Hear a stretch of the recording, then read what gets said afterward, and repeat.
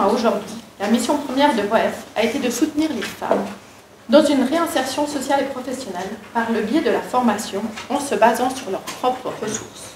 WAEF est un espace de formation pour les femmes qui a été créé en 1998 et nous proposons de la formation de base à des femmes adultes. Donc ce sera de l'informatique, du français écrit, des cours de raisonnement logique pour apprendre à apprendre et aussi des bilans de compétences pour pouvoir ébaucher un projet professionnel dans une perspective de retourner sur le marché du travail.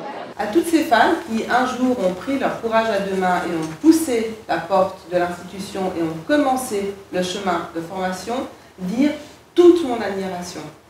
Et puis mes deuxièmes paroles, elles sont bien évidemment pour les formateurs, mais surtout les formatrices de WAEF, que ça aussi c'est une énorme compétence. Vous, sur le terrain, auprès de vos usagères, vous avez depuis 20 ans cette capacité à la remise en question, à l'accompagnement, à la bienveillance dans un monde où on est tous à des degrés divers, parfois pas très bien traités.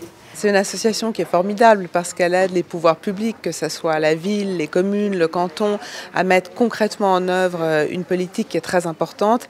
C'est celle d'aider des femmes à retrouver un chemin vers plus de compétences sociales, plus de compétences professionnelles, d'avoir du courage, de la détermination pour avancer dans la vie, et ça c'est très important.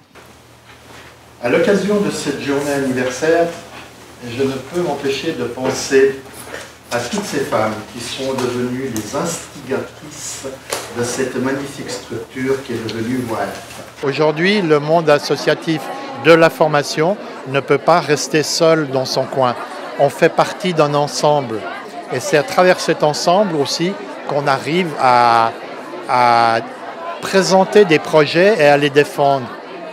C'est l'union fait la force. Quand on parle DIP, on a beaucoup trop souvent tendance à penser l'école au sens strict du terme. Alors bien sûr, c'est le gros de mon travail, mais on oublie aussi que le DIP, c'est la formation des adultes. Souvent, la place, la reconnaissance sociale passe par le travail de notre société. Donc, se battre pour donner une chance de formation et donc à terme une place de travail possible à des femmes comme à des hommes d'ailleurs de manière générale, c'est œuvrer aussi pour plus de dignité, pour que chacun puisse avoir cette reconnaissance sociale qui manque parfois.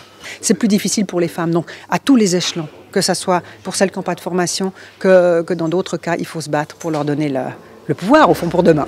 Chacune a droit à l'écoute, chacune a droit à la parole, chacune a ses expériences et ses opinions personnelles. Collaboration, oui, compétition, non. Si j'ai une question, je la pose. On valorise beaucoup les compétences de ce qu'elles ont pu développer dans leur vie privée ou professionnelle dans les années précédentes et de voir comment est-ce que tout ce qu'elles ont vécu, elles peuvent le valoriser pour construire leur avenir. Et ça, pour nous, ça c'est essentiel.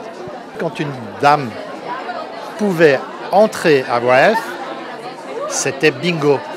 C'était la réussite pour moi, c'était ma plus grande satisfaction. C'est que je savais que dans les 3-4 ans qui allaient suivre, elle serait autonome.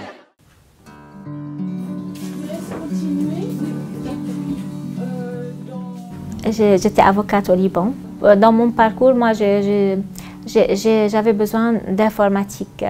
J'ai fait un cours de typing et j'ai senti que j'avais besoin encore de progresser. Les cours, ils nous aident à comment chercher un travail, comment dans la vie de chaque jour. Oui, c'est très intéressant. On était de toutes les nationalités. C'était vraiment de la richesse qu'on se rencontre tous ensemble. La première chose peut-être, c'est de dire qu'effectivement, quand on est formatrice à WAEF, on accepte qu'on n'est pas la seule personne qui détient le savoir. C'est vrai qu'on est dans peut-être dans cette pédagogie émancipatrice que les apprenantes aussi ont un savoir. C'est pas le même genre de savoir. C'est un savoir qui peut être plus lié à l'expérience. Le savoir de la formatrice peut être plus lié aussi à un savoir théorique. Mais il y a différents savoirs qui sont mis en commun, donc on ne détient pas le savoir.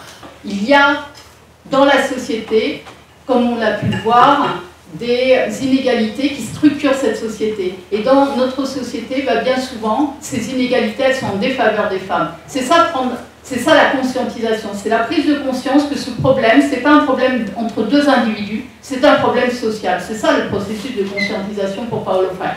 Parce qu'à partir du moment où on prend cette conscience-là, on comprend qu'il ne s'agit pas de changer les relations entre deux individus, on comprend qu'il s'agit de changer la société, de la transformer, si on veut, transformer le rapport social et pas seulement des relations entre individus. Quand le travailleur social il est en face de populations qui sont précarisées, souvent en difficulté, prises en étau dans la fameuse trilogie des rapports de classe, de race et de sexe.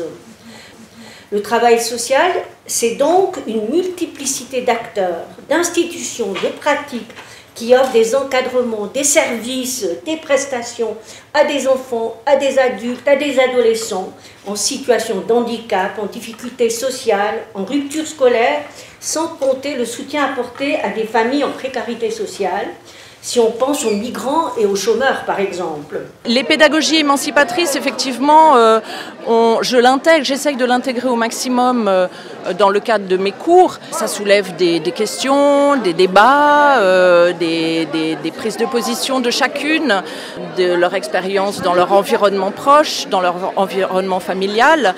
Donc c'est toujours très très riche et moi j'apprends énormément d'elles. Tout ce qu'on pourra apporter à Voef ne pourra pas porter ses fruits si la société n'évolue pas en même temps. Donc on a besoin d'une société qui bouge en même temps que nous. J'espère surtout que nous, les femmes, on va continuer à revendiquer, à prendre une place qui est la nôtre dans la société, à construire aussi un monde qui est plus égalitaire, où il y a de la place pour tout le monde. Mais j'ai envie de dire, il y a aussi de la place pour les femmes, parce que ça n'a pas toujours été le cas. Au début, c'est vrai qu'on a dû défendre l'idée de la non-mixité, l'importance de la non-mixité. Et c'était vu comme une exclusion des hommes, alors que ce n'était pas une exclusion des hommes. C'était permettre à des femmes dans des situations particulières, à un moment donné, de pouvoir reprendre confiance en elles, en leurs capacités. Et on estimait que cette non-mixité était essentielle. C'est une question qu'on ne pose pas à des groupes d'hommes. Pourquoi est-ce qu'ils existent sans la mixité? Et ça m'interroge toujours parce que je me dis, mais qu'est-ce qu'on doit justifier? La population et la majorité dans notre pays n'est pas encore prête à vraiment dire que c'est le combat essentiel. Et c'est pour ça, je trouve très important d'ailleurs que Voef continue dans son travail d'émancipation de tout le monde.